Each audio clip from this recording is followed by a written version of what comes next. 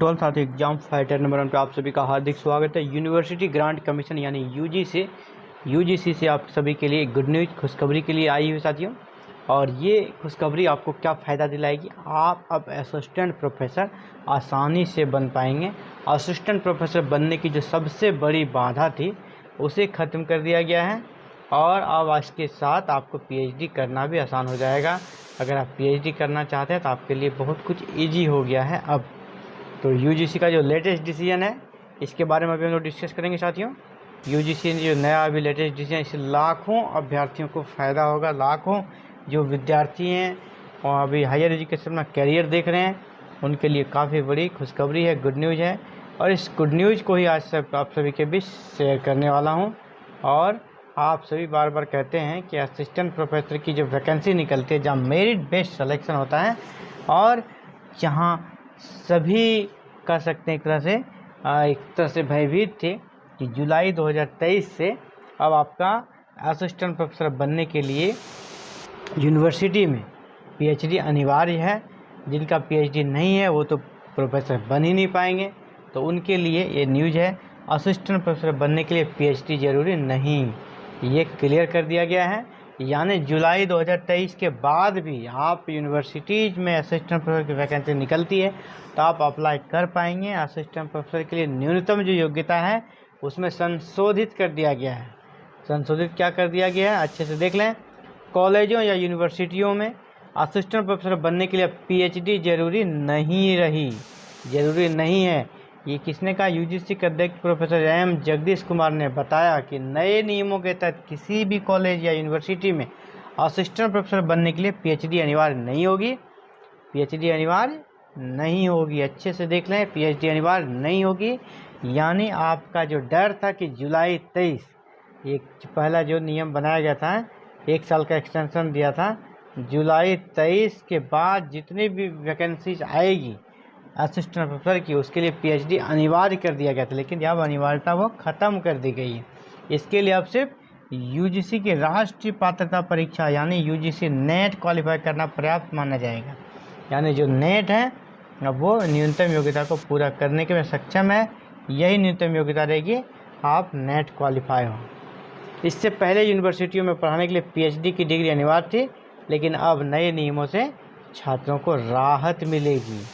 छात्रों को राहत मिलेगी क्योंकि पीएचडी करने में समय भी लगता है, काफ़ी टफ भी है। इसी बीच में सारी वैकेंसियाँ निकल जाती है, जिसके चलते काफ़ी दुख होता था स्टूडेंट्स को, लेकिन अब वो सही है। ऑनलाइन या डिस्टेंस लर्निंग पर पीएचडी पर रोक। यानी अगर आप ऑनलाइन या फिर डिस्टेंस लर्निंग से पीएचडी कर रहे हैं तो आप उसे बिल्कुल छोड़ दें, क्योंकि इसका वैलिड नहीं रहेगा। इसकी मान्यता समाप्त कर दी गई है। जब भी होगा पीएचडी वो आपका क्या होगा? फुल, ये पार्ट टाइम नहीं होगा, फुल टाइम होगा। इसके साथ ही आपके लिए पीएचडी करना भी आसान कर दिया गया है।